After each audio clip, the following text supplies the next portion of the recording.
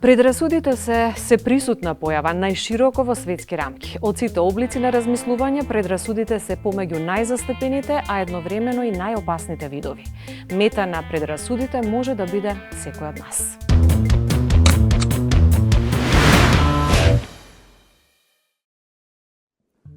Сите имаме некоја лузна. Некој ја крие, некој ја носи гордо. Има и такви лузни што не се гледаат, но болат најмногу. Цеце Николова има само 28 години, а зад себе живот кој воопшто не бил нежен со неа.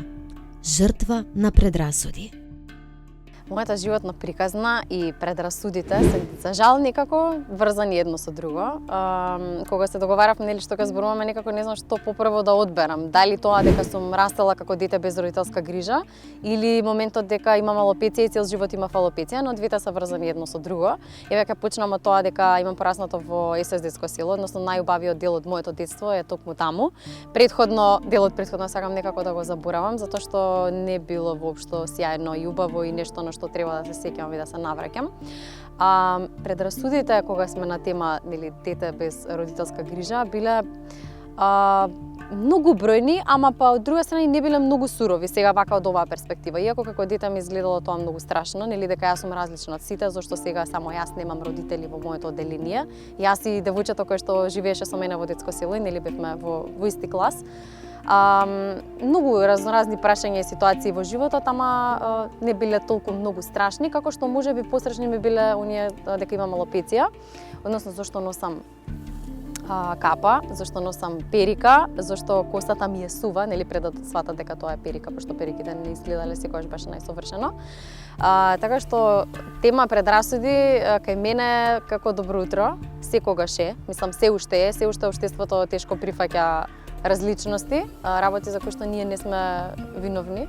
Изгледаме само поразлично поради, не знам, нека здравствена состојба, фала Богу не е најстрашната поради која што нема коса. Така што тоа би го издвоила како нешто од мојот живот.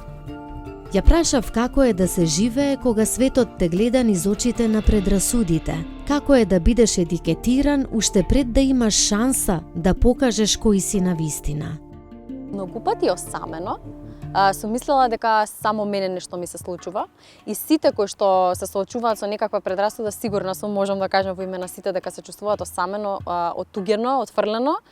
Ама затоа се тука медиумите, затоа сте вие, затоа сме ние, да зборуваме гласно и да нели ги рушиме сите бариери и предрасуди и да ги тргнеме тие чувства некако. И сите луѓе кои што се различни да сватат дека не се единствени, не се сами и дека кога ќе се споиме, можеби ние сме малку повеќе од овие другите. Верувам дека секој човек во одреден период од својот живот поминува некаква тежина. Мене тоа ми се случило во детството, за жал или за среќа, некако сакам да верувам дека сега ми доаѓа убавиот период од животот, дека сега ќе ми се случуваат најубавите работи и дека тие лошите поминале. Си велам добро, барем тој дел помина, затоа што верувам, не знам дали е така, но верувам дека сите поминуваат низ нешто многу страшно во одреден период од животот и дека за секој различно е страшното. Нели, секоја болка е различна и не сакам кога се мерат болките, затоа што за некој може да е болка едно, за некој да е тоа смешно. И тоа се исто така предрасуди, затоа што не можеме да ги осудуваме луѓето за работите за кои што ги болат. Децата без родители, вели таа, честопати се соочуваат со болниот стереотип дека се невоспитани, недисциплинирани, а вистината е сосема поинаква. Јас со сите сили се борам да покажам дека не само што јас не сум таква, туку сите ние не сме такви. Дека секој од нас има квалитети, имаме добри страни кои што многу е потешко да ги покажеме затоа што овие другите стереотипите се некако премногу на површина и мораме прво да се избориме со нив, да ги тргнеме сите тие на страна за да дојде ова убавото, нели на површина. Цеце имала среќа да порасне во СОС детско село, место каде љубовта и вниманието не се наследуваат, туку се создаваат. Родителите се модел на кој се угледуваме, а таа, иако немала биолошки родители, имала личност која и покажала што значи грижа, поддршка, човечност, љубов и внимание. Тоа е мајка Наташа, секогаш зборувам за неа и никогаш дури таа ми вели леле престани само за мене зборуваш, секогаш ќе зборувам. До крајот на животот ќе бидам бескрено благодарна за жената која што одлучила целиот свој живот, односно добар дел од животот, да го посвети на тоа да чува деца без родители и родителска грижа, затоа што тоа е навистина една многу благородна работа. И јас лично не би можела да го работам тоа. Треба да си навистина многу емотивно пред се подготвен за да гледаш и слушаш најразноразни животни приказни страшни. Значи низ неа поминале многу работи, не само мојата приказна и моите трауми, туку траумите и на многу други деца, 20 на минимум кои што таа ги израснала. И треба да знаеш како да го изслушаш тоа и да се носиш со тоа. Јас со мојата приказна едва се носам, мислам едва. Да, има ситуации од мојот живот кои што секогаш ќе ме следат и ќе ме болат и тешко ќе ми биде да се враќам, а не па одново и одново да слушам и да ги преживувам сите тие работи и да ги воспитувам тие деца од почеток, од нула, без разлика на која возраст дошле во детско село. Мајка Наташа секогаш била и е тука за мене, иако со неа живеев во исто детско село до моите 14 години, потоа преминав во младинска куќа, но ние секогаш останавме, мислам таа секогаш ми остана мајка Наташа. Јас си бев првото дете инаку во исто детско село, во нејзината семејна куќа, не знам тоа дали некогаш сум го кажала, ама така се чувствувам баш привилегирано за тоа и имаме навистина многу посебен однос, мајчински однос имам со неа, затоа што и да ми се случува во животот, колку и да ми е убаво или неубаво, некако прво сакам неа да ја кажам, или ако ми е нешто баш стресно, чекам да ми помине, затоа што знам дека кога ќе ја кажам ќе се загрижи како една мајка што се грижи за своето дете и е секогаш загрижена. Можеби не се слушаме 24/7, ама таа ми е најверен фан. Нема шанси да пропушти утринска програма, таа да не ја гледа, јас да сум таму или да знам да имам некој гостин кој што мене многу ми значи, а таа да не го гледа тоа, нема шанси. Или ќе ми рече пушти ми реприза, прати ми некој линк. И секогаш е тука да ми е поддршка и да ми е најголем критичар и кога гледачите не препознаваат како се чувствувам јас во моментот, затоа што нели ние секогаш треба да изгледаме супер расположено. Таа многу добро знае и знае да заврши емисијата и да ми се јави да рече што се случува. Одамна не сме се виделе, сигурно имаш многу работи да ми кажеш, така да мајка Наташа е таа фигура во мојот живот. Но животот и понатаму ја тестирал. Покрај стигмата дека е дете без родители, Цеце се соочила и со уште една – алопецијата. Предрасудите не застануваат. Луѓето често судат без да прашаат, а токму тие зборови, тие погледи, умеат да ранат подлабоко од се. Алопеција имам уште од пред да дојдам во детско село, само што не знаев што е тоа алопеција. Подоцна научив и тој збор некако како траума ми остана во животот што е алопеција. Појма немав што е до некој 14-15 години, знаев само тоа е нешто поврзано со косата. Значи никогаш не навлегов на проблематиката како дете. Аха, немам коса, тоа е тоа. Инаку во моментот со хемотерапија, за жал ми се има случајно во средно, кога отсуствував доста долго време од часови поради друга здравствена состојба, која што не е животозагрзувачка. И во еден момент јас се појавам во школа и сите многу ме сакаат. Мислам не дека пред тоа не ме сакаат, него онака екстра внимание добив. И велам сега што се случува, нели нема да си одам, не знам, некако сите беа прељубезни со мене. И ја прашав другарката што ми беше најблиска во класот, велам зашто се сите вакви, зашто сите се потресуваат. Она не знаеше како да ми каже, а при тоа и она се сомневала во истото. Она почнала да верува во приказните дека јас имам рак и дека тоа е тоа. И јас некако дознав за тоа, не е важно сега како, и само им се обратив на цел клас и им викам дечки, не е тоа, мислам немам алопеција, добра сум, имам уште многу за живење, уште многу глупости за правење, така да се окей, ама тоа отпосле ме стигна. Во моментот некако не го доживеав толку страшно, ама после тоа некако, што знам, баш не ми беше сеедно. Мислам, велам, не да Боже, мислам, на никого не му посакувам такво нешто. Луѓето да знаат дека не знам ги живеам последните мигови, мислам, страшно. Да не навлегувам на тоа, стварно е неубаво. Предрасудите можат да ти ја земат самодовербата, да те направат да се сомневаш во сопствената вредност, да ти создадат осаменост. А кога си млад и уште го градиш својот идентитет, тоа боли двојно. Јас искрено како дете многу се затвора во себе и многу сум срекна, пак ја спомнам мајка Наташа, таа жена, дели како мајка ви на сите вас, кога ќе те погледне знае дека нешто се случува и само ќе ми речеше добра си, И јас почнав да плачам. Колку и да се трудев во себе да го чувам тоа и да не кажувам што ми е и дека сите погледи мене ме болат уствари. И јас сама на себе, нели како дете не сум знаела да си признавам, да си кажам, ама таа знаеше секогаш. И не знам и тимото детско село кога доаѓаше да разговара со мене што се случува, зашто сум повлечена, зашто нели некој работ, не знам, оценките ми се слаби на пример во училиште, нели тоа сите се симптоми на дека нешто кои што укажува дека нешто се случува.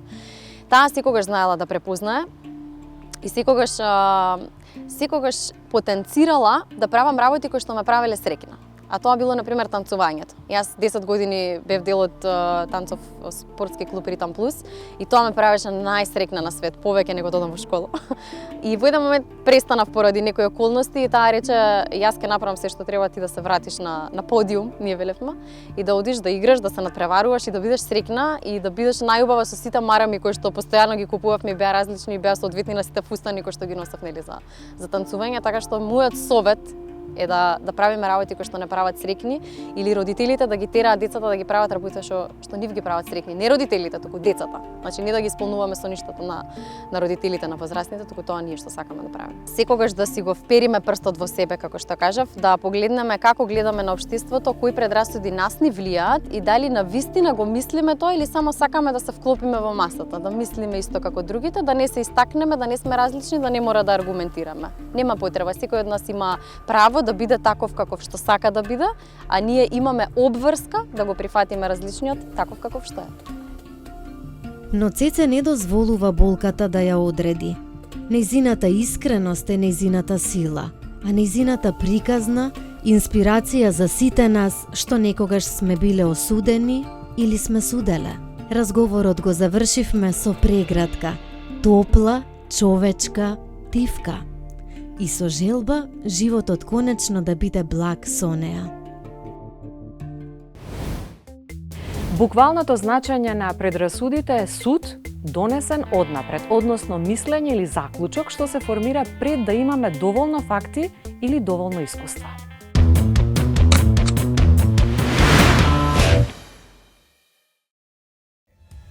Предрасудите се карактеризираат со стереотипни верувања кои најчесто не се емпириски проверени, туку се засноваат врз личните искуства и ставови. Предрасудите се релативно стабилни и трајни ставови, вткаени во животните искуства на луѓето. Основна последица од постоењето на предрасуди е неоправдано подредено сместување на поединец или група и како таква, таа е суштински неправедна. Предрасуди се предубедувања, односно уверувања кои ги градиме за другите луѓе, за некој човек или група на луѓе, а без да имаме доволно информации за нив. Како психотерапевт јас би кажала дека предрасудите се како темни очила кои ги носиме и низ тие очила го гледаме светот, а не е јасно што гледаме.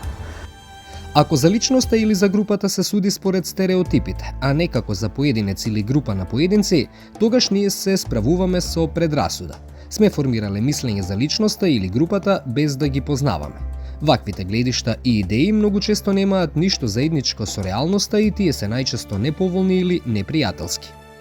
Предрасудите представуваат мислење и ставови што ги имаме за одредени особи пред да ги запознаеме или да имаме некој одредено или да ја знаеме нивната вистинска вредност.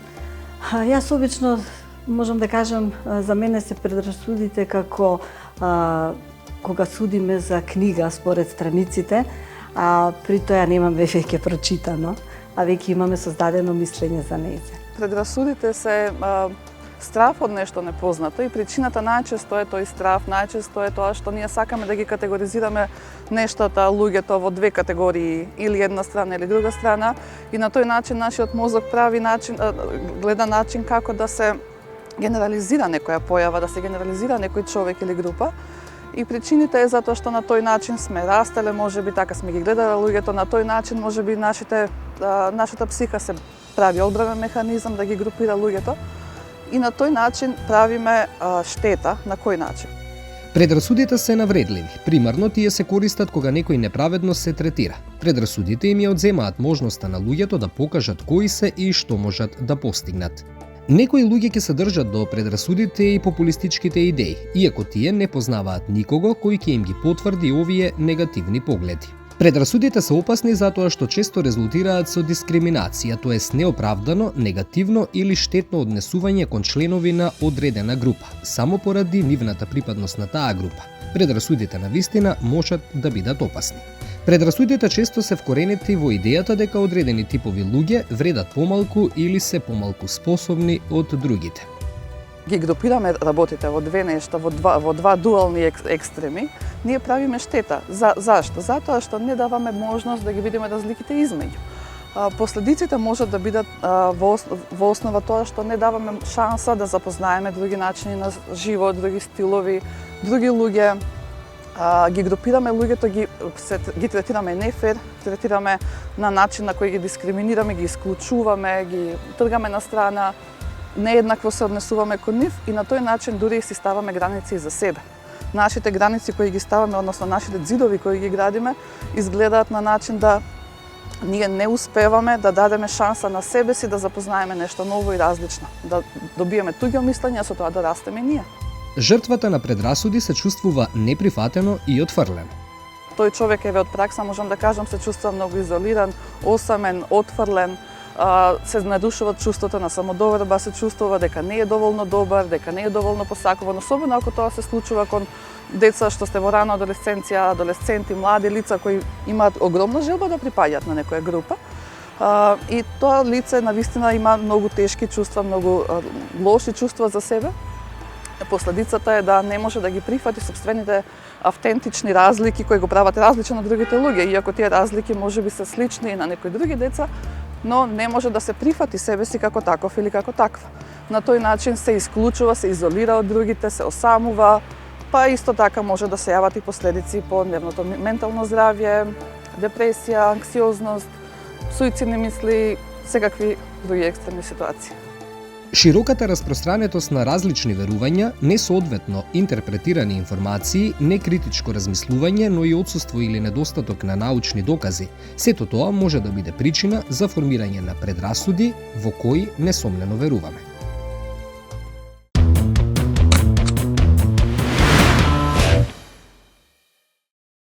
Што се предрасудите? Предрасудите се исклучително влијателни во животот на луѓето, на цели нации, да не кажам во светот воопшто. Тие ни го обликуваат животот, тие ни се патокази во животот, тие често пати знаат и да ни ги усложнат работите во животот и да бидат предмет на голем број на предизвици. Кога зборуваме за предрасудите, добро е да се потсетиме и што се стереотипите, заради тоа што тие два поима или тие два момента се поврзани помеѓу себе. Зошто? Заради тоа што стереотипите претходат на предрасудите, со тоа што стереотипите се форма на една генерализирана идеја или мисла, најчесто поврзана со луѓе и со групи на луѓе, да не кажам со цели нации. И тоа се тие така наречени мисловни конструкти. Луѓето имаат потреба да ги именуваат работите и да ги сместуваат. Тоа е некако делува смирувачки и не изведува, не заштитува, просто да кажеме, од нешто што ни е непознато, а стереотипите најчесто се базираат на непроверени факти, на нереални факти и немаат никаква врска со личното доживување. Ние не мораме лично да ги доживееме за да влеземе во идеја за стереотипи. Например, стереотип можеме да кажеме дека северните луѓе, се мисли на швеѓаните, на норвежаните, се емоционално ладни луѓе. Знаете, тоа се луѓе кои што безмалку како да викаме дека се безчувствителни. Кога на стереотипот ќе се надгради и одреден став, одредено мислење, најчесто осуда, затоа што стереотипите можат да бидат и негативни и позитивни, но најчесто се негативни. Кога на тоа ќе се надоврзе ставот, кој што не мора повторно да биде личен, може да биде став на групата, на семејството, на културата, кога на тоа и кој е најчесто емоционално и има потреба да има и емоционална пребоеност, тогаш тие стануваат предрасуди. Например, за северњаците, како што реков, можеме да кажеме дека тие се така ладни, мислејќи дека се воздржани, не споделуваат, но Но кога ние ќе го на тоа надградиме и ќе кажеме дека се тие безчувствителни, не водат грижа за другите, тие водат само за себе грижа и не им е гајле за другите, ние веќе изразуваме одреден став и одредена осуда за тие. И такви имаме голем број. Например, во нашето општество, она што го имаме, ние можеме да кажеме дека ромите се весели луѓе, дека се луѓе кои што песната, играта им се во животот вкаени, ама и тоа да биде стереотип, и особено затоа што го генерализираме. Ние не зборуваме ние како да однапред викаме сите роми треба да бидат весели. И не дај Боже некој да не биде весел, нели? Ама ако се случи да ние прочитаме во весници, пријател сподели со нас или евентуално имаме лично искуство дека некој ром извршил некакво, да кажеме, украл нешто, ние тоа веќе го претвараме и викаме да, весели се, ама се и кратци. Тие не треба да им се верува. Секогаш може да те излажат, може да те украдат. И практично врз предрасудите ние не оставаме простор да луѓето кои што ги карактеризираме на одреден начин да имаат право да бидат различни, односно сите ги ставаме под иста заедничка именка. Јас ке се надоврзам на ова. Имаме и за Балканот многу стереотипи кои преминуваат во предрасуди. Црногорците се мрзеливи, па имате општ впечаток дека однапред судите дека тие не работат.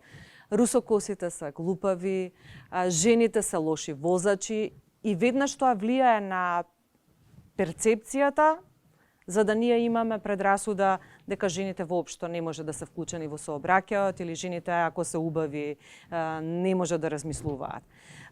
Како влијаат од тој аспект предрасудите на оние кои што се жртви?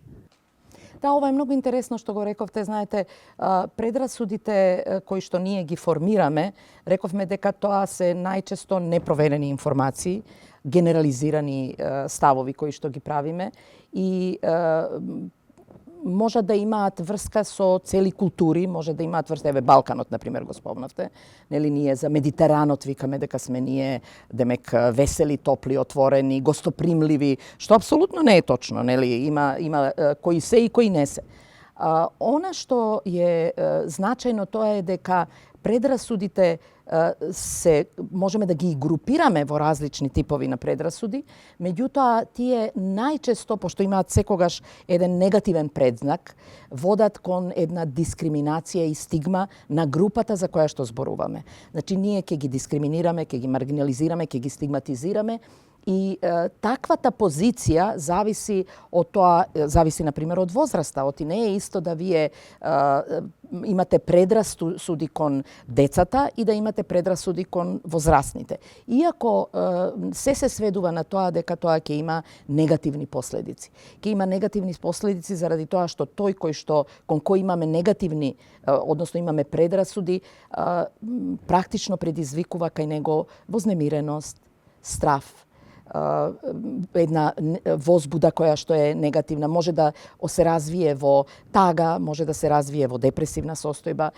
Значи, на емоционален план му ја нарушуваме само довербата, ја менуваме неговата перцепција за себе, особено кога зборуваме за децата. Заради тоа што ако ние почнеме да тврдиме дека едно дете е на одреден начин, нели, не знам, лажливо или па дури и да кажеме дека ова дете е многу немирно и ова дете не може да се контролира и ми го нарушува класот, што често пати, нели, во образовниот систем, ќе има помал академски успех, ќе има ситуација во која што ќе се изолира социјално, заради тоа што единствен начин да се вие заштитите од постојаните негативни етикети, односно предрасуди кои што ги добивате, е да се социјално изолирате. И таквите деца ќе станат несигурни, ќе станат нестабилни, ќе мораат да се врзуваат или со себе сличните, или ќе влезат во една ситуација на тотална една социјална изолација, што автоматски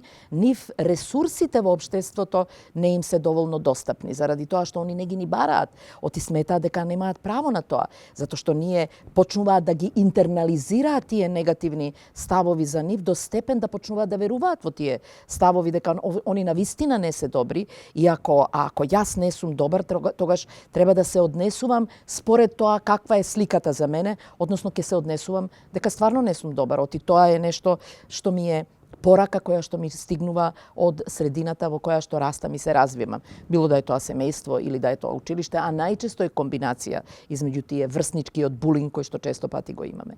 Така да предрасудите секогаш имаат едно како да кажам, и дискриминирачко и стигматизирачко влијание врз оној на кого се однесуваат. Што е причината да создаваме предрасуди? Дали може би стравот да прифатиме различност, стравот од некоја култура создава кај нас потреба да ставиме етикета на различниот од нас со цел да го изедначиме, а не да го прифатиме? Управо комбинација на сите тие работи и уште дополнителни работи. Прво, важно е да знаеме дека ние не се раѓаме со предрасуди. Децата кои ќе се родат, они не знаат што се предрасуди. Како што и многу други работи не знаат, нели? Првите предрасуди ги учат од својата најтесна средина, а тоа се родителите. Предрасудите кои што можат да идат до таму да се каже немој да се дружиш со овие деца заради тоа што тие не сакаат, тие не мислат лошо, нели? Па до предрасуди на тоа дека немој со врсници да се дружиш со овие, па немој да се дружиш, па немој да одиш кај овие, па немој да правиш она. И детето полека почнува да учи све до оние стереотипи и предрасуди околу тоа кој за што во семејството е одговорен, знаете. Па на пример ако мајката ако се добива порака дека мама знае све најдобро и дека мама е таа која што може најмногу да помогне, тогаш секоја помош на тато со резерва ќе се прими, знаете. И имаме такви ситуации која ќе каже не мама мене тоа ќе ми каже, мама мене ќе ми помогне. Ти тато не знаеш или обратно. Тато знае, мама не знае. Знаете, почнуваат да ги учат родовите предрасуди, што се многу чести, знаете. Зашто она што и вие го кажавте преска, тоа дали жените ако се убави може да бидат и паметни или едното другото го исклучува и дали жените заради тоа што се чувствителни, оти тоа е нешто како да е дадено на жените чувствата, бидејќи се чувствителни, тие не може да бидат на одговорни позиции затоа што емоциите ќе ги спречат во не може да бидат шофери, не може да бидат, не знам, пилоти, не може да бидат тоа едно друго нешто поделено на машки и женски и од друга страна мажите не може да бидат доволно нежни, тие не може да се грижат, не може да се грижат за бебињата на пример, нели, пошто само мамите можат и мамите знаат најдобро и така натаму и така, па све до оние приказни за етничките состојби. Што стои позади потребата да ние, значи, различни ситуации, најчесто непознатото. Кога е различно, тоа е непознато. Што ми е непознато, првата реакција на непознатото во најмала рака е нелагодност. Не мора да биде страв. Може да биде некоја вознемиреност, мала нелагодност. Што правам сега? Знаете, се наоѓате во непознат град и сега што правам не ми е познат, дали ќе се снајдам. А кога станува збор за предрасудите, тогаш за односот кон луѓето, тогаш разликите секогаш не носат во една вознемиреност и да кажам страв. А кога ќе се јави стравот, тогаш ние имаме потреба да брзо излеземе од таа ситуација. И кога се предрасудите во прашање, имаме потреба да ги категоризираме луѓето. Веднаш да завземеме став. Дали е тоа нормално или не е нормално. Дали е тоа оправдано или не е оправдано. Дали е тоа прифатливо или не е прифатливо. И почнуваме да градиме предрасуди кон целата таа ситуација. Например, ја имате сексуалната ориентација. Ничим изазвани, луѓето кои што имаат различна сексуална ориентација, кон најголемиот број на луѓе кои што гласно излегуваат и ги етикетираат и ги зборуваат за нив дека се они опасност за младите, дека се они, не знам, практично не е ниту проверено, ниту е нели докажано, меѓутоа потребата затоа што ако сум јас хетеросексуален, а тој е хомосексуален, тоа е нешто страшно, ја не знам што ќе прави тој и чим не знам што ќе прави тој, веднаш ќе му залепам етикета и ќе кажам дека тој е опасен и дека е страшен и кон низа други, нели вера, на пример. Верите кои што не ја познавам јас муслиманската религија, не ја познавам будистичката религија, ама затоа што сум задоена со идејата дека не само христијанската, ортодоксната христијанска религија е најдобра на цел свет и таа ми пружа безбедност и тука најдобро се чувствувам, тука сум разбран и ова, тогаш почнуваме за католиците, католик со резерва, католиците, не знам, се вакви, такви, онакви. Да не зборам за муслиманите, етникумите исто така. Значи, културата игра улога. Медиумите.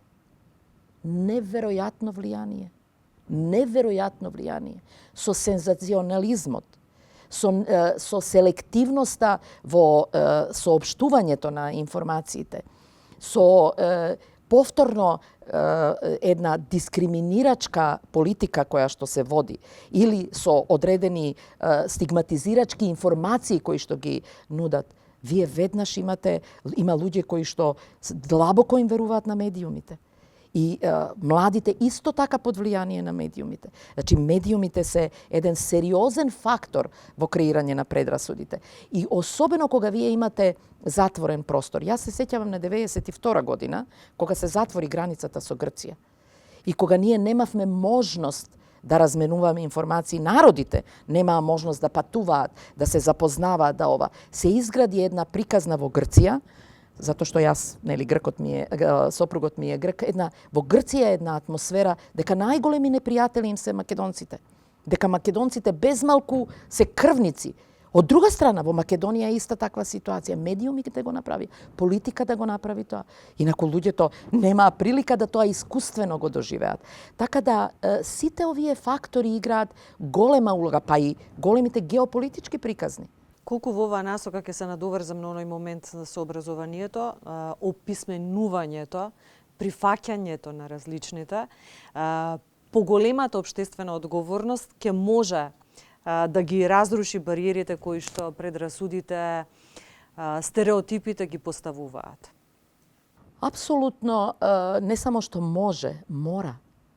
Обврска е тоа на ако сакаме да градиме инклузивно општество, ако сакаме да градиме општество во кое што сите ќе се почитуваме, во кое што разликите ќе се почитуваат, ќе се прифаќаат и ќе се почитуваат. Во овој момент ние имаме прифаќање на разликите, ама не и почитување на разликите, знаете. И со развивање на критичкото мислење. Исто како што и во новинарството е потребно критичко мислење, исто така да ги учиме децата да ги преиспитуваат своите информации, да се отвори можноста и да учат за оној кон кого имаат предрасуди, да видат, да истражуваат и да видат дали може да имаме повеќе заеднички отколку различни работи. Затоа што да осознаат дека и тие луѓе се, или тие деца, се деца кои што имаат своји чувства, имаат своји потреби, имаат своји ставови, имаат своји мислења кои за возраста може да бидат сосема идентични. Потребите за игра, потребите за спорт, потребите за дружење, за музика и слично. Развивањето на критичкото мислење е една од обврските на општествата, почнувајќи од образовниот систем, па на сите други нивоа. Потоа, градењето на емпатијата. Учењето на децата на емпатија. Да размислуваат, ако јас размислувам за оној друг, за ромското дете или за албанското дете или за македонското дете дека е каурин или не знам што, нели, и дека е тоа дете кое носи опасност, како тоа дете се чувства, а не сум ја проверил таа информација и не знам дали е тоа така. И ако ние ги учиме да они да бидат и емпатични, да сочувствуваат и истовремено да критички размислуваат, ние отвараме можност за различни размени, затоа што една од големите подрачја е интеркултурна размена. А тоа се заеднички настапи, заеднички емисии, заеднички, дружења, заеднички проекти, заеднички патувања, заеднички, посебно оние погранични средби во кои што имаме културно-уметнички друштва кои што разменуваат. И не е тоа само да низ фолклорот ние покажеме што сме ние, што се они, каде ни се сличностите и разликите, да дојдеме во контакт со тие. Оти кога вие ќе остварите контакт со тие луѓе, вие ќе видите дека голем дел од тоа што ве научиле или што сте го проголтале дека е така, можда и не е така.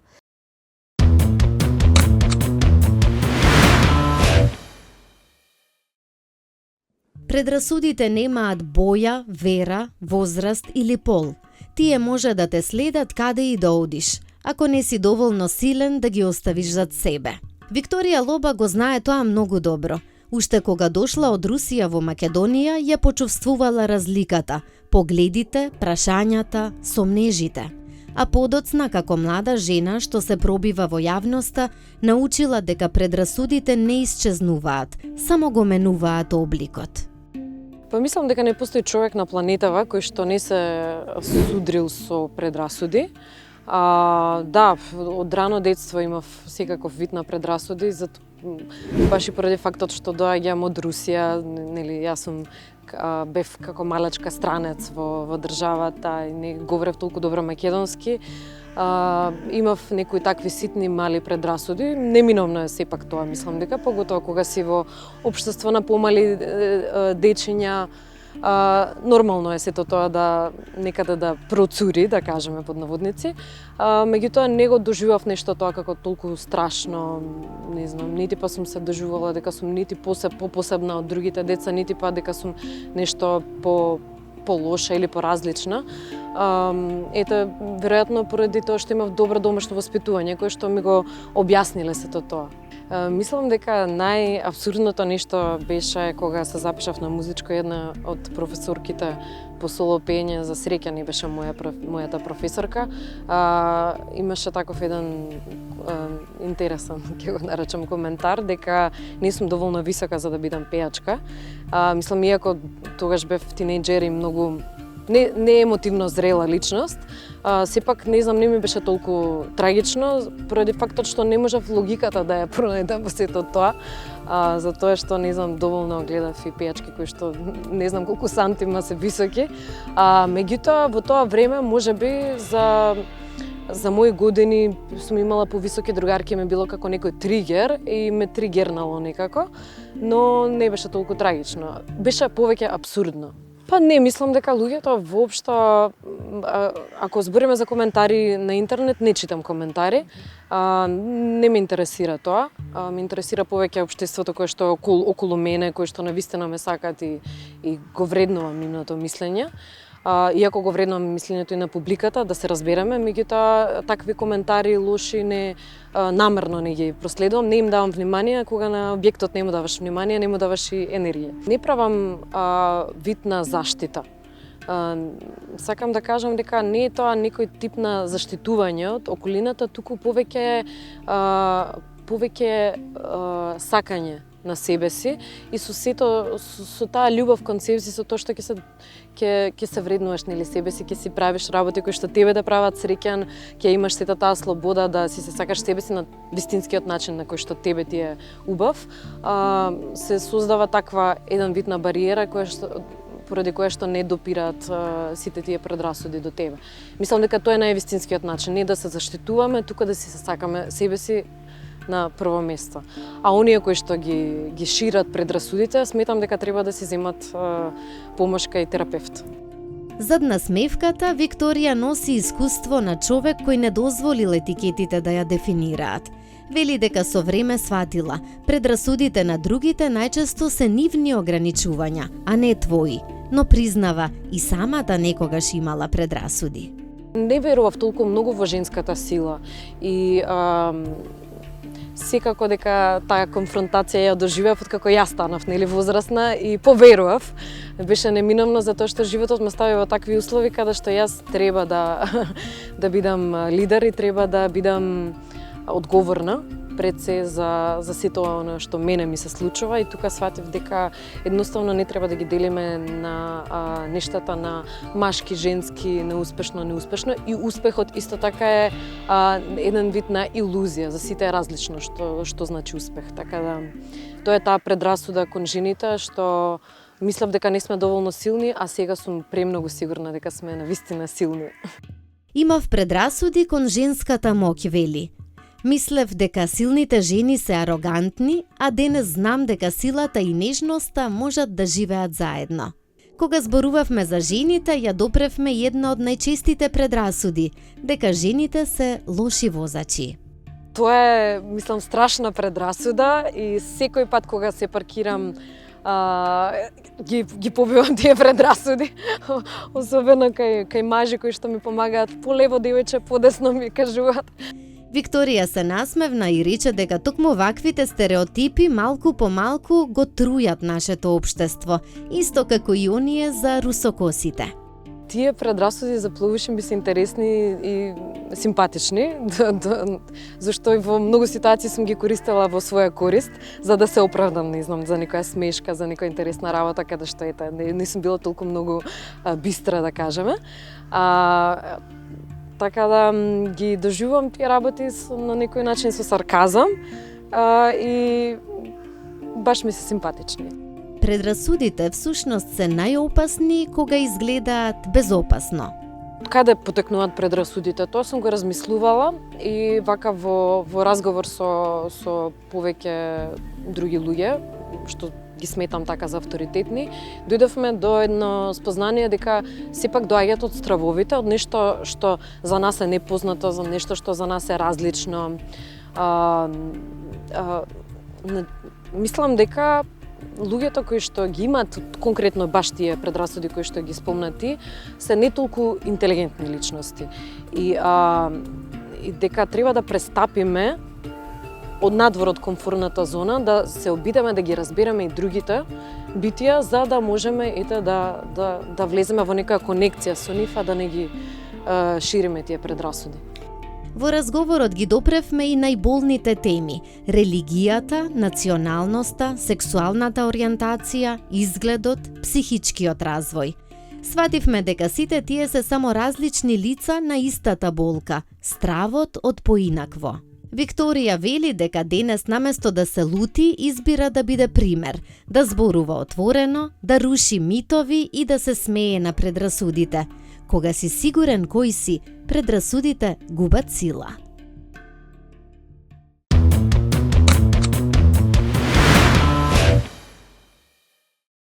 Причини зошто ствари постојат предрасудите се секако незнање за немање доволно информации, незнање за некои појави или различности, но и многу често е таа социјалната средина, односно прифаќање на веќе постоечки предрасуди па и од страна семејството, од страна средината, каде што растеме и действуваме. Како последици, би кажала дека најголема последица е дискриминацијата, но во целиот тој процес се појавуваат и неприфаќање на различностите, се појавува и друг ризик на со неприфаќање и на непријателства, на нетолеранција помеѓу луѓето и така натаму. Кај децата на таа мала возраст најчесто се предрасуди врз основа на полот, односно поделбата на момчиња и девојчиња. Би споменала во училиште многу често, дури и самите ние знаеме некогаш да имаме некој став дека машките подоцна созреваат, иако тоа не е секогаш така, дека емоционално поинаку реагираат за разлика од девојчињата, и тоа е навистина голема предрасуда која ни се провлекува во општеството. Секако дека може да бидат опасни затоа што може и да остават и трајни последици врз емоционалниот развој пред се на децата, понатаму и во влијание во средината во која истите треба да растат и понатаму да се развиваат. Па секаде не би исклучила ниту еден сегмент, пред се почнуваат од семејството. И тоа е и докажано дека и генерацијски си ги пренесуваме. Сите ние доаѓаме со од самите семејства со некоја предрасуда и понатамо доколку не поддржи општеството во истата и само ја зацврстуваме, али учиме од сите фактори. Под влијание на предрасудите луѓето ги искривуваат, погрешно ги толкуваат, па дури ги игнорираат фактите што не се во согласност со нивните претходно оформени ставови.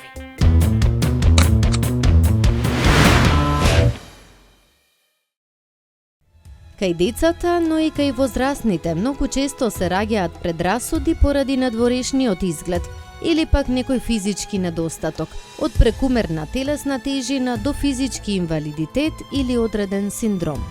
Кога немаме сознание за одредена особа, нешто, а при тоа судиме според тоа како изгледа или, например, кога немаме доволно сознанија вистински за таа една особа и можат последиците да бидат големи, со тоа што тука кога ги немаме, не покажуваме ни емпатија кон таа особа и може чувствата да и и потоа чувствата може да не однесат во насока каде што таа особа може да ја повредиме, а последиците може да бидат големи со тоа што може да спречат и да ја повреда таа особа, а при тоа да спречат и едно добро пријателство. Нели имаме според полот, возраста, имаме предрасуди според економската состојба, според местото на живење и така натака, но исто така имаме и стереотипи во училиштата, а тоа се најчесто, како што претходно напоменав, кога доаѓа нов ученик. Според полот, обично кај децата е кога девојчињата као не се доволни добри во спортот или девојчињата не може да играат фудбал, или момчињата не смеа да плачат, каде што не е, тоа е погрешно, бидејќи секој на свој начин може да се изразува и да ги изразува своите чувства.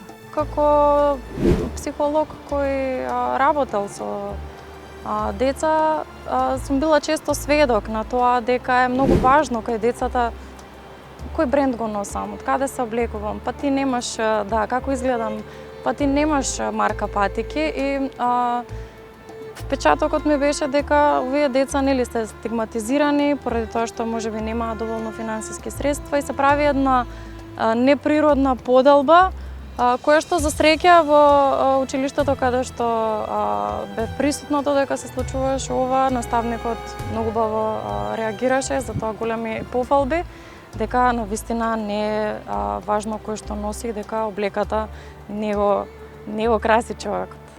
Утврдено е дека децата ги учат стереотипите и предрасудите, впивајќи го искуството од средината и усвојувајќи го однесувањето на најблиските.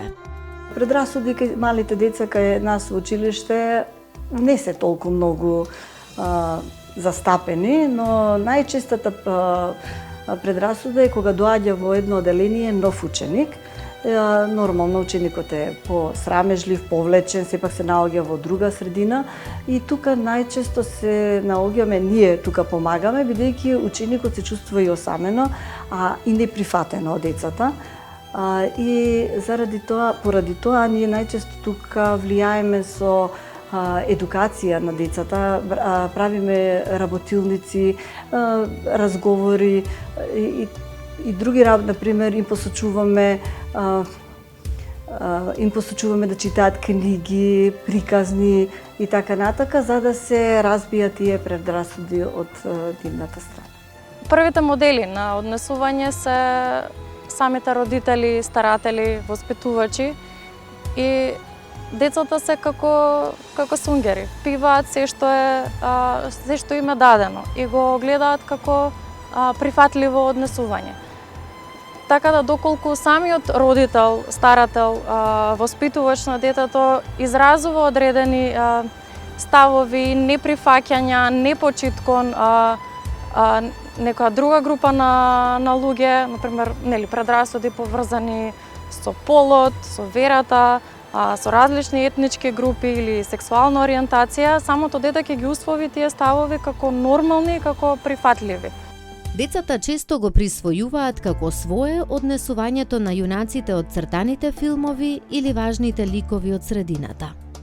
Предрасудите ги учиме на многу места, како што кажав пред се, прво во домот и во оние мали социјални заедници, како што се баби, дедовци, врсници, групи на луѓе со кои се секојдневно во контакт, градинката исто така, училиштето, образовниот систем како ни налага, можеби книгите како ни се презентираат, но во последен период не може да занемариме дека социјалните медиуми, електронските медиуми се многу важен фактор во кој младите, адолесцентите примаат информации. Презентирањето на тие информации, ако се на начин со предрасуди, дадени со предрасуди, со стереотипи, на тој начин тие ги примаат како апсолутни вистини, за жал, и не ги размислуваат дека постои друга вистина, друга различност, на тој начин ги градат своите стереотипни ставови, за жал. Така да децата како сведоци на оваа околина во која што живееме, многу често и ги усвојуваат овие предрасуди и прават една поделба помеѓу самите нив и се намалува некако чувството за емпатија, се добива чувство на надмок кај оние деца кои што ги имаат усвоено предрасудите, се ограничуваат на одредена група на луѓе со кои што ќе се дружат. предрасудите силно влијаат врз децата и нивниот развој. Оние деца кои што се жртви на овие предрасуди најчесто се мета на булинг, на исмевање, се изоставени од различни социјални здружувања и групи и социјални настани, и ова може да биде доста погубно за тие деца, затоа што влијае на нивното ментално здравје, затоа што се јавува една внатрешна рана на чувство на невредност, непочит, има различни емоционални реакции како срам, зошто сум јас различен од другите, зошто не ме прифаќаат, зошто ме исмеваат, зашто не сакаат да се дружат со мене. И се јавува и страф да се приближат кон некоја друга група на деца, некогаш може да се јави избунетост, се јавува и лутина кон таа група на деца од која што може да биде отфрлено ова дете, така да има различни емоционални реакции кои што понатаму може да бидат пресуден фактор за долгорочни последици кои што ќе влијаат на тоа како детето ќе се развива и што ќе се случува понатаму со него. Со поттикнување и развивање на свесноста за стереотипите и предрасудите, доаѓа до нивно намалување од најрана возраст. Преку добро информирање на учениците, преку работилници, преку разговори, индивидуални имаме, па исто така и преку советувањата што ги правиме со родителите, бидејќи, како што знаеме, се започнува од семејството, а во училиштето само може да се надогради. Линијата Ало Бушавко ги евидентира предрасудите кои ги доживеале децата. Можев да ги групирам во неколку форми на предрасуди. Прва која што имаме чести јавувања се поврзани со децата со попреченост, за жал, со посебни образовни потреби. Се гледа дека се уште стои стигма и страф дека овие деца можеби ќе наштетат на некому. Друга форма е предрасуди врз основа на полот и на родот. Имаме деца јавувачи кои што кажуваат дека се мета на исмевање, на осудување од нивните врсници поради тоа што ги привлекуваат одредени спортови или одредени активности кои што на некој начин во општеството се карактеризирани како женски. Во последно време имаме и повици, меѓутоа и посети во просториите на Меѓаши од лица од ромската заедница, родители кои што се чувствуваат дека нивните деца се осудени и дискриминирани во училиштата, дека од нив се очекува помал успех или се одбиени да се запишат во училиште, се одбиени да бидат прифатени во градинка. Тоа што го правиме на линијата е првенствено ни е важно да тој што ќе се јави се чувствува дека некој го разбира, дека е сослушан, дека нема лице од другата страна кое што ќе го осуди и кое што ќе го дискриминира. Важно ни е јавувачите да знаат дека може да се изразат слободно и дека ќе бидат разбрани, ќе бидат уважени со нивните чувства. Тоа што го правиме на линијата е прва психолошка помош. Понатаму, доколку видиме дека има потреба од подлабока работа, тогаш ги препраќаме на психотерапија во живо. Причините за појава на предрасудите се разновидни. Еволуциските психолози тврдат дека животните имаат изразена тенденција да имаат подобар однос кон генетски слични животни на нив, а истовремено да изразуваат страф и презир кон генетски различните животни. Од исклучителна важност е да се развива и негува емпатијата, за да спречиме да се создадат предрасуди и стереотипи. Емпатијата исто така е клучен фактор во намалувањето на агресијата. Кога ја развиваме способноста да го гледаме светот од перспектива на другиот и да ги разбираме состојбите на другите луѓе, се зголемува веројатноста дека нашето срце ќе се отвори кон другиот, а со тоа е невозможно да се чувствуваат предрасуди и негативни емоции. Емпатијата е многу важен момент, затоа што со емпатијата учиме, односно можеме да дознаеме како се чувствуваат другите, односно како што ние викаме да влеземе во туги чевли. Емпатијата дава баш онака една светлина во некоја темна шума на предрасуди, во некој темен простор во кој ние сме ги затемниле очилата и ги гледаме другите. Станувањето свестен како другиот се чувствува ни помага да го разбереме подобро. И ако ние од мали нозе се учиме на емпатија, ако од мали нозе учиме дека важно е да го разбереме другиот, не значи дека тоа чувство мора и ние да го почувствуваме, не значи дека ние мора да навлеземе со истата сила во тоа чувство, но да разбереме како се чувствува, да разбереме зошто тоа се случува со тој човек или со таа група, на тој начин стануваме посвесни, на тој начин го градиме своето чувство за другите и стануваме така корисни граѓани за да ги прифатиме овие разлики. Може ли да ги намалиме предрасудите?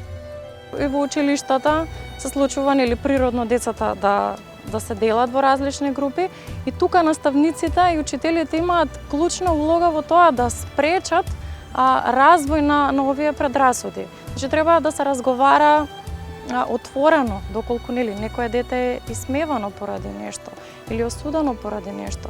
Значи возрастните треба да реагираат на сето тоа за да се спречи понатамошен развој на предрасудите. Со оглед на фактот дека предрасудите се темелат на погрешни или неточни информации, првично неопходно е луѓето да ги добијат точните информации за луѓето кои се жртви на предрасудите. Ова често не е лесна мисија, бидејќи луѓето не сакаат да признаат дека не се во право, освен ако тоа не го доживеат како лично искуство.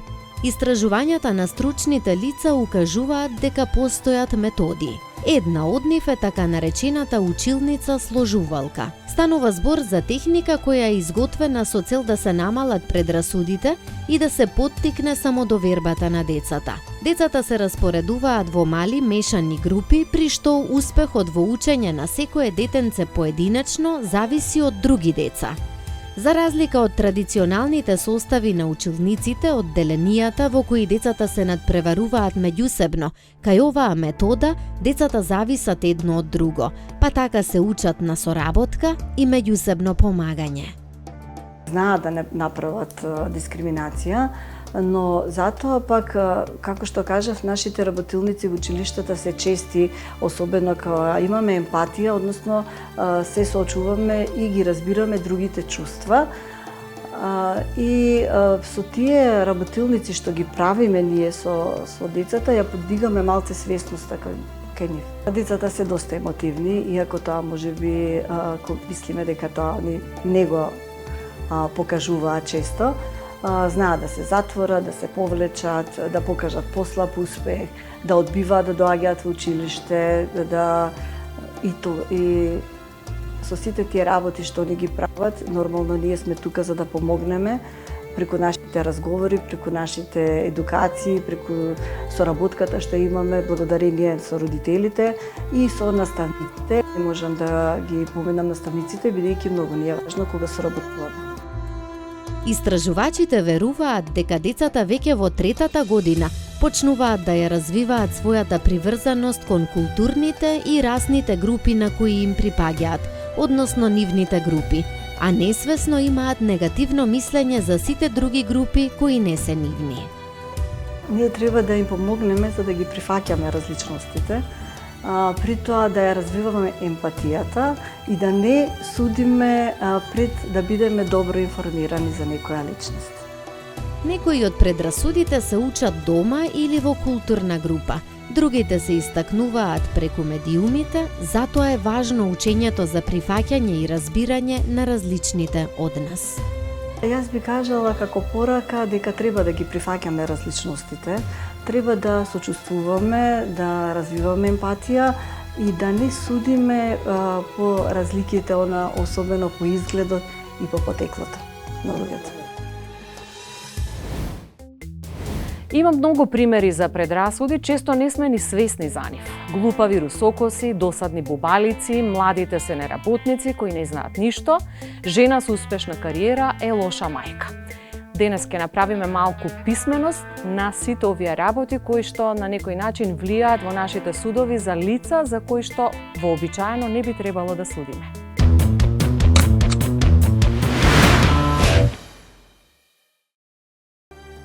Жените не се добри возачи. Ова е предрасуда, затоа што не е базирана на факти, туку на стереотип. Сите тинејџери се неодговорни. Исто така е предрасуда затоа што е воопштување без реална основа. Убавите жени се глупави. Предрасуда која суди само врз основа на нечи изглед. Ова се само дел од најчесто употребуваните предрасуди. Најчести стереотипи се на родова основа, на стереотипи по однос на сексуалната ориентација, по однос на семејните улоги во домот. Како е обичен пример во нашето општество, например, жената е мека и ранлива, мажот е многу силен, жената е домаќинка, мажот е тој што носи леб во домот, или не знам, момчињата треба да се силни, снажни, да не плачат, девојчињата смеат да плачат и смеат својата ранливост да ја покажуваат. Тие се многу генерални стереотипи што секаде ги гледаме. Стереотипи, дискриминација врз основа на род, на религија, врз основа на раса, социјален статус исто така многу е доминантен во нашето општество. Националната основа исто така не прави некоја поделба да биде стереотип да ако припаѓа на некоја национална заедница, има различни карактеристики од нашите и сето тоа баш не гради зидови. Со едукација, искуство и отвореност кон различностите, предрасудите може да се намалат или целосно да се надминат. Свесно или несвесно, предрасудите кои ги имаме за другите луѓе влијаат врз начинот на кој гледаме и комуницираме со светот. Истражувањата по социјална психологија укажуваат на тоа дека постојат јасни општествени норми кои се против јавното изразување на предрасудите. Но овие истражувања исто така покажуваат и дека луѓето имаат различно ниво на загриженост кога искажуваат предрасуди. Едни се внатрешните или лични грижи, а сосема други се грижите кои се од надворешна природа во однос на тоа дали другите судат дека имаш или се однесуваш со предрасуди. Ако секој од нас работи на освестување и препознавање на сопствените предрасуди и токсични бариери, би развил поголема способност за себерефлексијата и емпатијата кон другите околу нас. На овој начин создаваме отворен пат за искуства и доживувањата на другите, иако тие се различни од нас.